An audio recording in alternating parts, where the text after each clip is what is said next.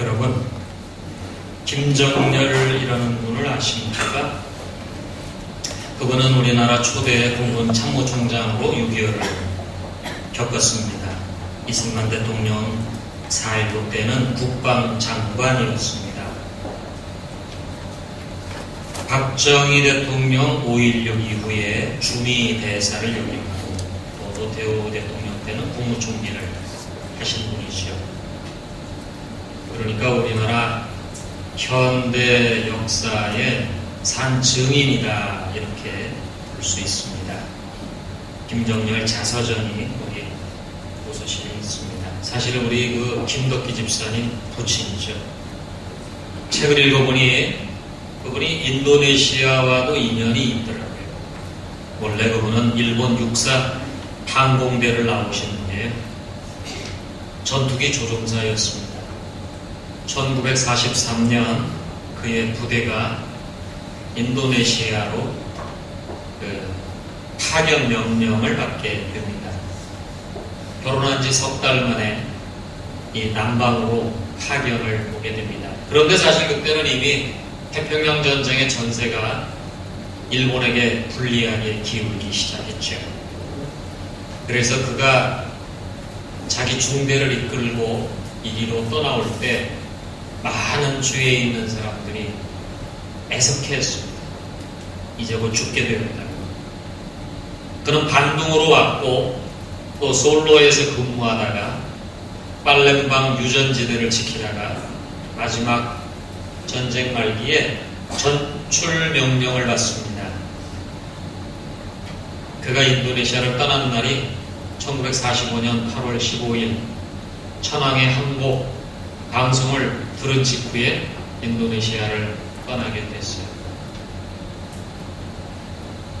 비행 전대의 다른 전투 중대는 한 달 후에 파푸아 뉴기니로 또 파견 명령을 받고 출동을 했는데 그 부대는 미군과의 싸움에서 전멸했습니다. 운명이 엇갈리는 거죠.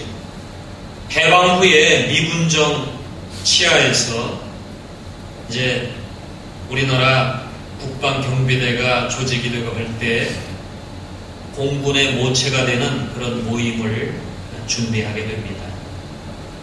그래서 공군과 관계된 사람들이 함께 모여서 그런 논의를 시작하고 미 군정에 건의했더니 저 서울 수색에 가서 훈련을 다시 받아라 이런 말을 듣게 됩니다. 그래서 소위로 다시 훈련을 받으면서 시작을 해요. 그 국군 초기가 얼마나 과도기였는가 하는 것을 참 잘 보여줍니다. 그래서 매달 진급돼요. 매달 6.25 때 소장이 되고 참모총장이 됩니다. 전쟁 겪고 나서 퇴임을 할 때 그의 나이 35세였습니다. 이승만 대통령에게 국방장관으로 부름을 받을 때 40세였습니다. 우리가 지금 천안함 이 사태 뒷마무리로 미국과 중국과 일본 사이에서 우리나라가 이거를 어떻게 처리해야 되는지 아주 곤혹스러운 상황에 놓여 있는 것을 여러분 다 아시죠? 1959년에 북한이 일본에 있는 교포들 조총련계를 북한으로 끌어들이는 북송작전을 하게 됩니다. 1959년에 첫 배가 출발하게 되는데 그 이야기를 들은 이승만 대통령이 막 분노하게 됩니다. 그래가지고 국방장관을 불러요. 자네 나하고 죽기를 각오하고 뭐 하나 일을 좀 해보세요.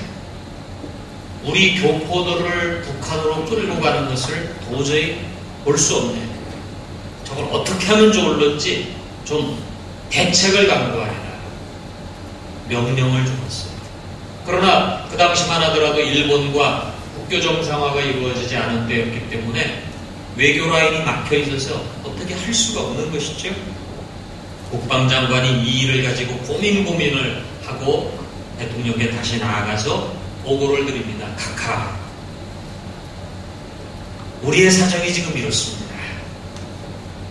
지금 전방에서 만약에 전투가 벌어진다면 준비된 기름은 한 3일밖에 버틸 수 없습니다.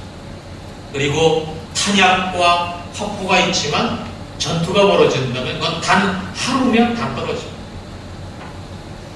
전쟁이 일어난다면 반드시 이겨야 할 터인데 지금 상황으로는 도저히 불가합니다. 대통령이 막 화를 냅니다. 아니 그래 그 38선 바로 아래 지금 우리 그 백령도 바로 맞은편이 그 옹진 아닙니까? 그 옹진이라도 점령할 수 없단 말인가? 각하 죄송합니다. 그대로 물러나왔어요. 그랬는데 국방장관실로 돌아오기가 무섭게 막 전화벨이 울립니다. 육군 참모총장, 해군 참모총장, 공군 참모총장이 막 전화를 하는 거예요. 무슨 일입니까? 대통령이 우리를 지금 호출하셨는데 이게 도대체 무슨 일입니까? 이분이 대통령께 가기 전에 빨리 나한테 먼저 들리시오. 다 모았어요. 지금 85세가 되어 노 대통령이 지금 분노하고 있는데 그 마음을 풀어드리기 위해서 어떻게 하면 좋을까? 그래 이 국방장관이 꾀를 냈어요. 이렇게 가서 말하시오. 그리고 보냈습니다. 대통령을 만난 육군 참모총장이 대통령의 이야기를 듣고는 이렇게 각하! 우리가 지금 당장 황해도로 진격하겠습니다. 그랬더니 해군 참모총장이 맞장 붙입니다. 각하 우리는 당장 지금 대마도를 치겠습니다. 공군 참모총장이 말합니다. 각하 우리는 지금 북송선이 떠나는 일본 니가타를 폭격하겠습니다. 이렇게 나가니까 대통령이 말이죠. 장하네 장해. 그런데 그건 알고 있나? 우리 기름은 3일뿐이고 우리 탄약과 화포는 하루치뿐인데 그래 과연 그걸 할 수 있겠나?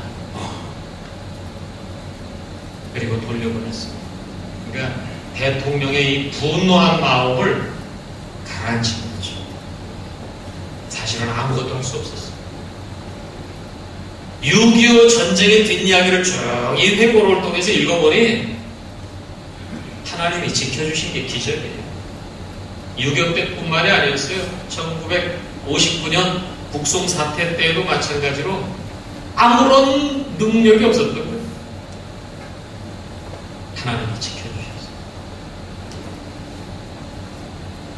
자, 여기 오늘날은 어떻습니까? 또 하나 우리가 놓쳐서는 안 될 게 있어요. 하나님이 지켜주신다 해가지고 넋놓고 있어서는 안 되죠. 손을 놓고 있어서는 안 되죠. 부지런히 준비해야 되죠. 여러분, 이런 말이 있어요. 스톡데일 패러독스라는 말이 있습니다. 이게 무슨 말이냐면 베트남 전쟁 때 그 포로가 된 미국 장군의 이름이 스톡데일입니다. 그는 8년 동안 포로 생활을 하고 풀려나왔습니다. 그런데 그가 8년 동안 포로 생활을 하면서 같이 포로된 많은 부하들을 잘 이끌고 다스려서 함께 풀려나도록 노력을 했어요. 그런데 그는 이런 말을 했습니다. 8년간의 포로 생활을 지켜보니 그 포로 생활의 그 어려운 시기를 이길 수 있었던 사람들은 낙관주의자들이 아니고 현실주의자들이었다라고 하는 거예요.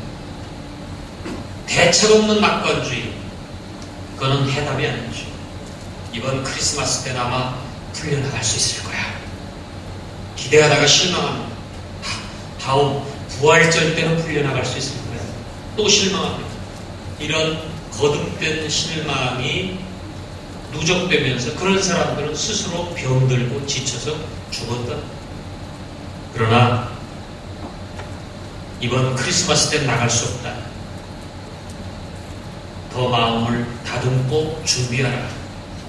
더 마음을 굳세게 붙들고 언젠가 나갈 수 있는 그 날을 기다리면서 마음을 다스렸던 냉정한 현실주의자들이 해방될 수 있었다라고 하는 거죠.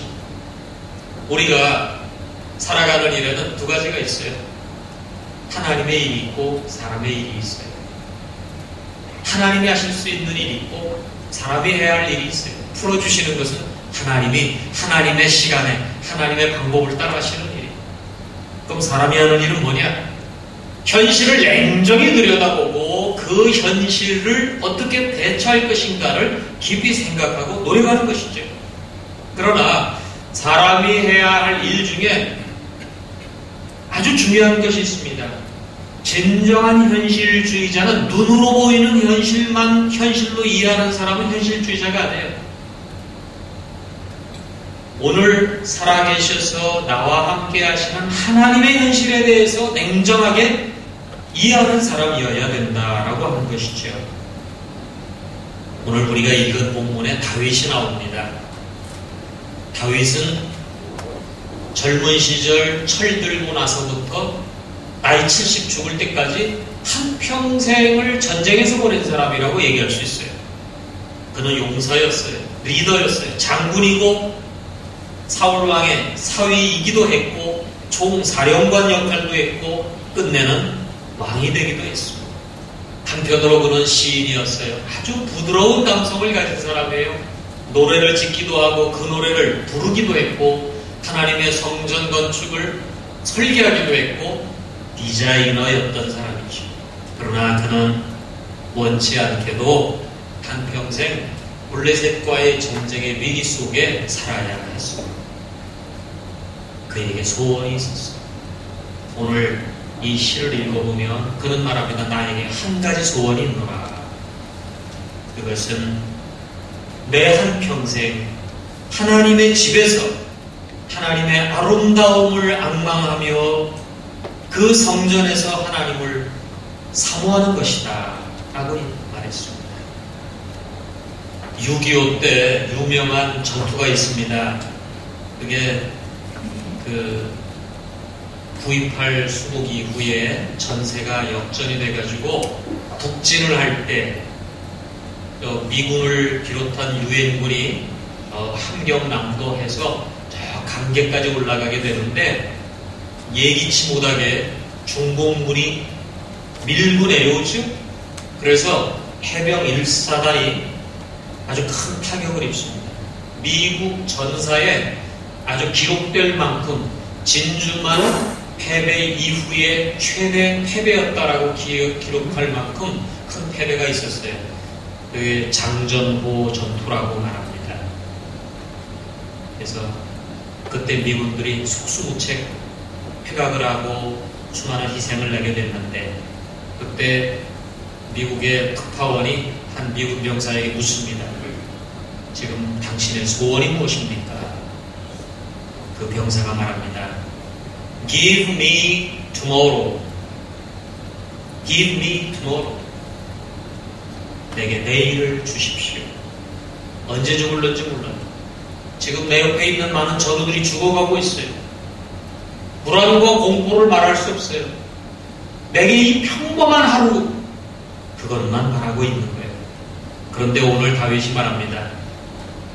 다윗이 용사였습니다마는 다윗 자신도 언제 죽을는지 모르는 전쟁의 위기 속에서 살아야 했던 거죠. 그가 이제 자기의 소원을 말합니다. 평범하게 일상을 맞으면서 하나님의 앞에 나아가 예배할 수 있다면 여러분 오늘 우리가 이렇게 평범한 일상 속에 하나님 앞에 예배하는 것을 그토록 소원했단 말이죠.